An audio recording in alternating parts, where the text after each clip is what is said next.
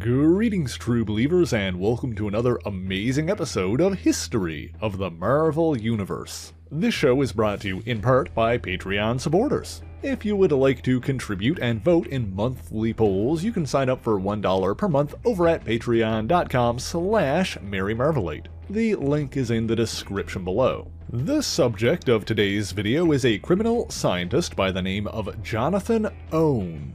Not a great deal is known about his early life. He was reportedly born in Spokane, Washington, and earned a PhD in engineering from MIT, where he roomed with Quentin Beck, today better known as Mysterio. We also know that he was married and had a son named Wyatt. When Wyatt was young, Jonathan would read to him every night from the book Treasure Island. However, Owen plied his trade by working as a research scientist for Wilson Fisk, the Kingpin of crime.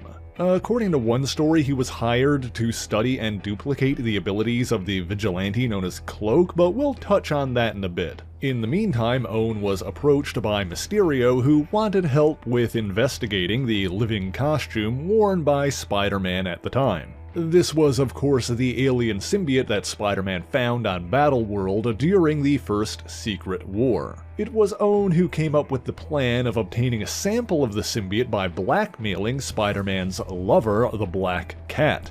She initially gained her bad luck powers by making a deal with the Kingpin, and Owen had proof of that. Since Spider-Man didn't know, Mysterio was able to use this as leverage, convincing the cat to bring him a sample of the alien costume.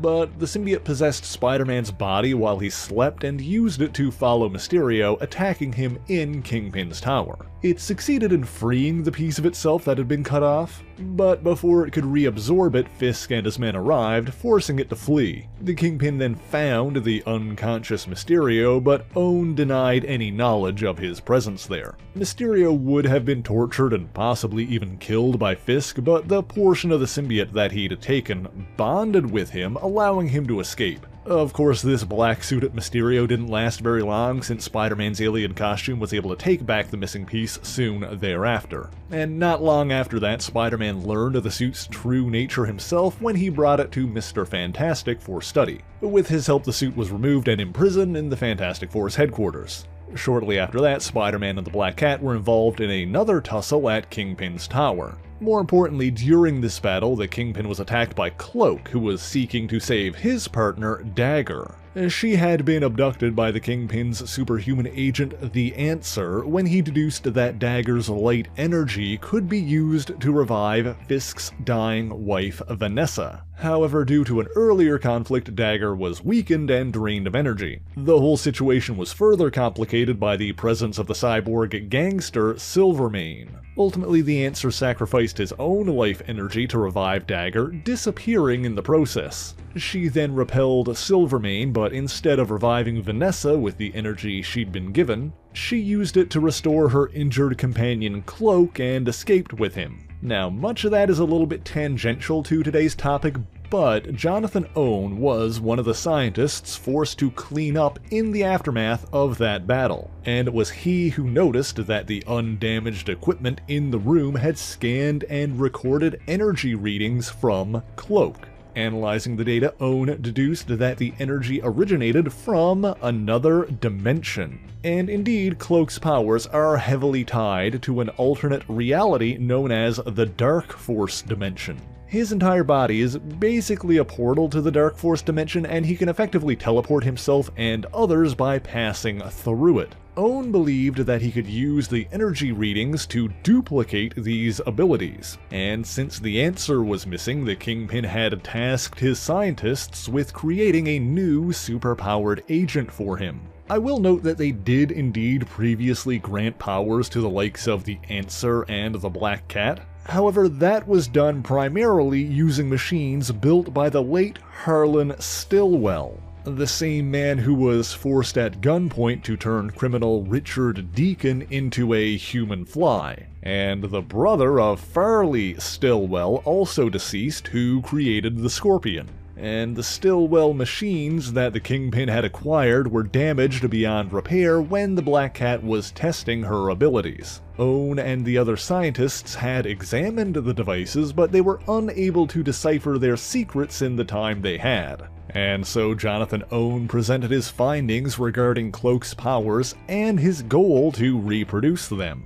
Now here's where I want to take a moment to address a minor continuity hiccup with the book Symbiote Spider-Man from 2019. This would be the story we already mentioned where Mysterio battled a black-suited Spider-Man and was briefly possessed by a fragment of the alien costume. In that book, a line of dialogue from the Kingpin and accompanying note seems to imply that the events of that story happened after Own had analyzed Cloak's energy. However, the battle at Kingpin's tower in which the energy readings were taken occurred after Spider-Man abandoned the symbiote. As far as I can tell from what I've read this week, everything else in that miniseries seems to fit into continuity perfectly fine if you place it just slightly earlier, and so that one line can either be considered an error, or one can take it at face value and assume that Own was hired to study Cloak, but didn't have an opportunity to do so until after the necessary readings were taken. You can pick your poison there, but since he was apparently among the scientists who studied Harlan Stillwell's machines, I would say that it's more likely that he was brought on to create superhuman agents in general.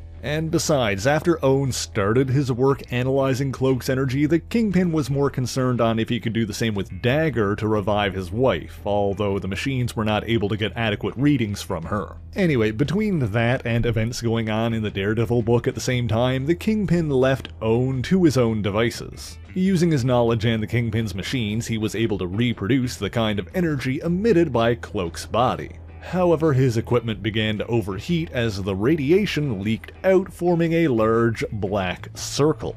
Fearing that he might not be able to duplicate this, Jonathan Own stepped into the hole in space to investigate. As he did, a power surge in his equipment briefly caused a blackout across the city. And so, rather than the Darkforce Dimension, Own was transported to a white void filled with more black portals, a realm of light and dark we shall refer to as Spot World. It seems the power surge in the equipment had altered the portal's wavelength, putting him in a different but related reality.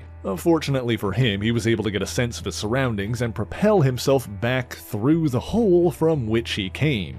But when he emerged in his lab, he was covered in the same black and white polka dot pattern as Spot World, having become a kind of living embodiment of that realm. He tried to remove the spots, but quickly found that each one was an interdimensional portal. With some experimentation, he discovered that he could not only manipulate these spots, but he could pull them from his body, allowing him to create portals that he could pass through, essentially granting him the ability to teleport. While these portals do not originate from the Darkforce Dimension itself, it seems they are in some way derived from Darkforce energy. Own decided not to inform the Kingpin of his transformation right away and instead tested his abilities further. He soon found a chance to do so when Spider-Man and the Black Cat attempted another attack on the Kingpin's headquarters.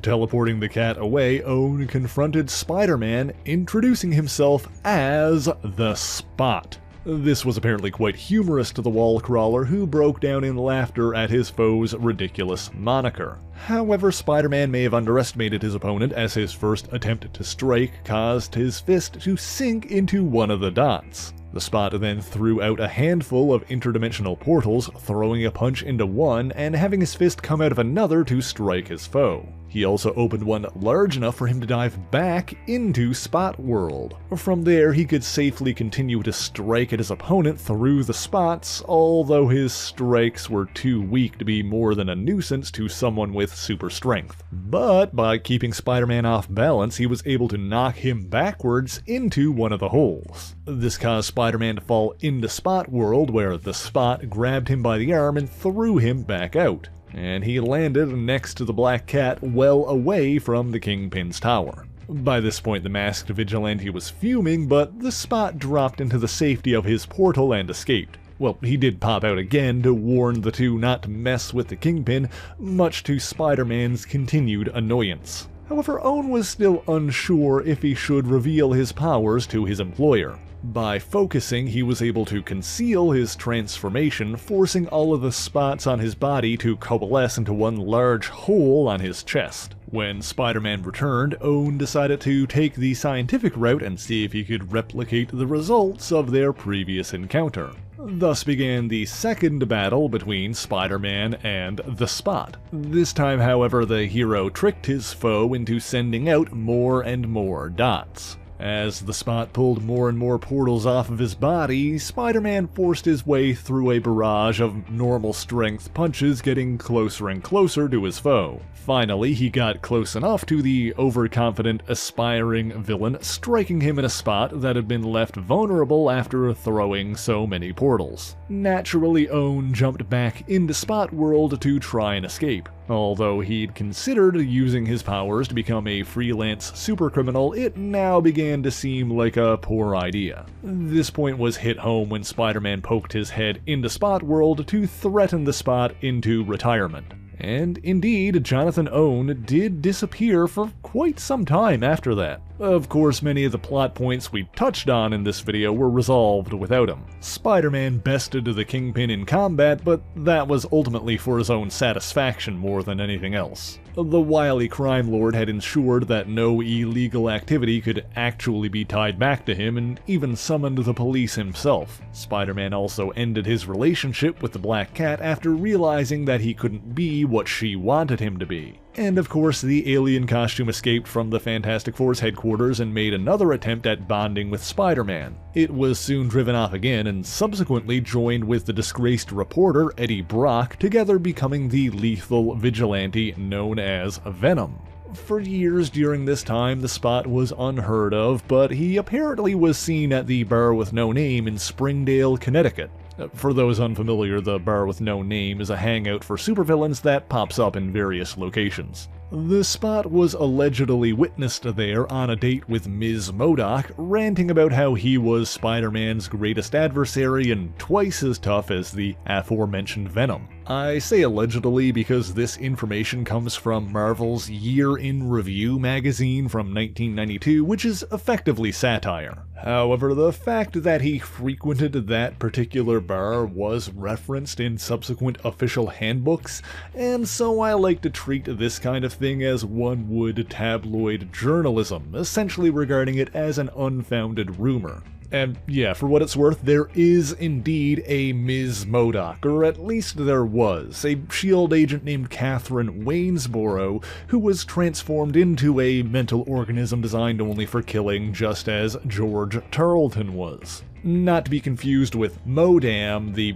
other female MODOK equivalent. In any case, Waynesboro wasn't a MODOK for long, having been changed back into human form after turning against the original MODOK. This makes the claim that she was seen on a date with the Spot in the Bar with No Name seem even more spurious, but the idea was too amusing to leave unmentioned. Catherine Waynesboro actually has a bit of a history of her own, eventually gaining the old power from planet Sakaar and taking a stone-like superhuman form, but perhaps that's a story for another day. Anyway, the Spot actually appeared again when he was recruited into the Grizzlies' Spider-Man Revenge Squad alongside the Gibbon and the Kangaroo. This group would more commonly be referred to as the Legion of Losers. There was quickly an ideological split among the group too, when the Spot and the Kangaroo were more concerned with robbing banks than fighting Spider-Man. Regardless, they succeeded in knocking out and capturing their foe, or so it seemed.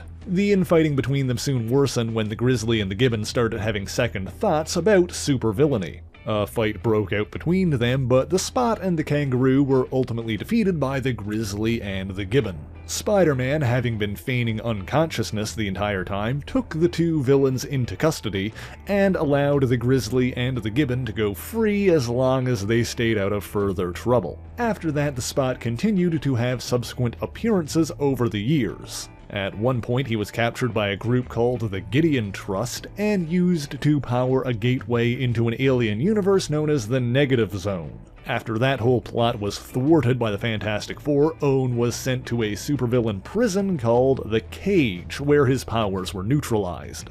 Prison life was difficult for him, but he tried to behave so he could make parole and even tutored other prisoners, including teaching the Kangaroo how to read. But then one day he got a new cellmate, the brutal gangster Lonnie Lincoln, better known as Tombstone. He had recently suffered a heart attack and was scheduled for surgery. However, Tombstone came up with a plan to get both himself and the Spot out of prison. First, he and his gang, consisting of Big Ben, Rocket Racer, and Hypno Hustler, all attacked the Kangaroo. Next, they were stopped by the guards because the Spot warned them about the planned assault. Because of that, Jonathan Owen was looked on favorably by the parole board and released. Meanwhile, with his heart condition worsened by time in solitary confinement, Tombstone's surgery date was moved up. This then forced the guards to remove him from the prison and, by extension, the power dampeners. And so while being moved to the hospital, Tombstone was rescued by the Spot, who then brought him to Switzerland where he could have his surgery and walk away free. However, Owen may have pushed his luck when he asked if Tombstone could do anything more in repayment. In response, Tombstone snapped the Spot's neck, seemingly killing him. He apparently recovered under unrevealed circumstances because Johnny Owen was next seen alive and well, but not for long. As luck would have it, he stumbled upon Elektra and members of the ninja death cult, the Hand, murdering a similarly obscure Spider-Man villain, Slide.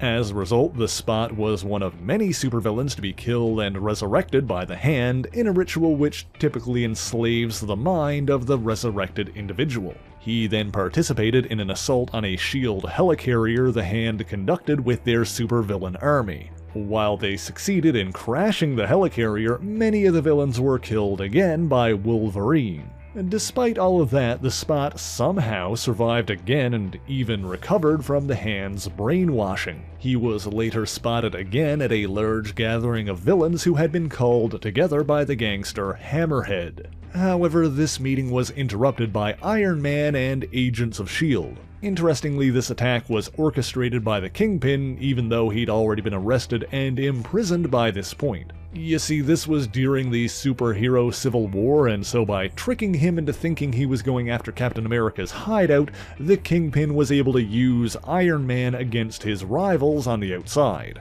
The Spot was later seen again in the New York location of the Bar with No Name. He was one of several villains to bet on a fight between Spider-Man and a new foe, Overdrive, and made some extra cash by placing a wager on the Wallcrawler. His next actual notable appearance was when he was one of several villains recruited by MODOK to steal something called the Hypernova, a powerful energy source that was locked in an extra-dimensional fortress known as Infinicide. Of course, the Spot's portals were instrumental in accomplishing this heist. However, he actually betrayed MODOK and the others, swapping the Hypernova for a fake, so that he could sell the real one to Temujin, the son of the Mandarin who'd inherited his father's title and rings. This included a black light ring which, like Cloak, could tap into the power of the Darkforce Dimension. Since he was willing to betray his previous employer, the young Mandarin didn't trust the Spot and used the black light ring to send him back into Spot World. Since he hadn't traveled there himself, he had no idea which portal was the way out, effectively trapping him there.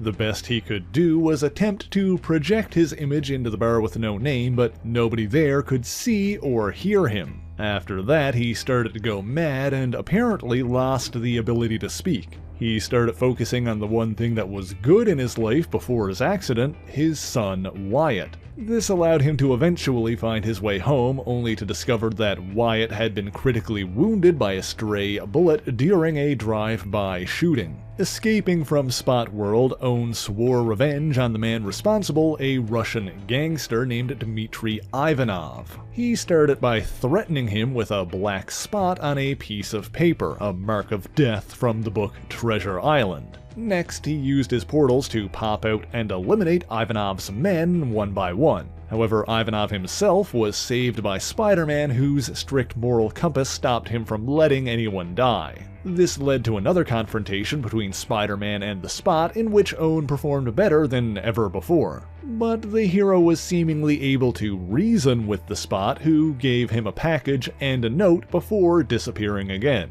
The note was meant to be a confession detailing everything that had happened to the Spot since betraying MODOK, but it came out as a series of illegible dots. The package, on the other hand, was addressed to Wyatt Owen, and so Spider-Man left it at Wyatt's hospital room where it was found by Jonathan's ex-wife. Inside was a copy of the book Treasure Island, the same one that Jonathan read to his son before the accident that turned him into the Spot. Ivanov, it seems, paid for his crimes regardless and was himself driven mad by the Spot's attacks, left in a constant state of fear that the villain would emerge at any time and finish the job. After that, Owen joined forces with another Darkforce-powered supervillain, Mr. Negative.